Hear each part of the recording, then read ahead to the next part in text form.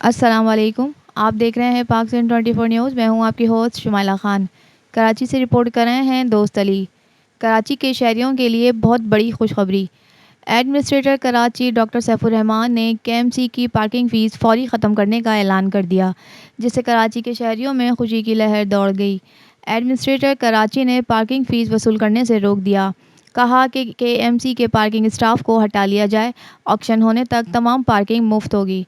पाक सिंह 24 न्यूज़ से बात करते हुए डॉक्टर सैफुर रहमान का कहना था कि केएमसी अफसरान और अमला पार्किंग या ठेका नहीं चलाएगा। पार्क में जो ठेले के केएमसी मुलाजमीन चला रहे हैं, इन्हें फौरी बंद कर दिया जाए। एडमिनिस्ट्रेटर ने मजीद कहा कि एक हफ्ते में केएमसी की दुकानों के किराए बढ़ा दिए जाएं, जबकि कराची की 28 बड़ी सड़कों की फौरी मरम्मत की जाए।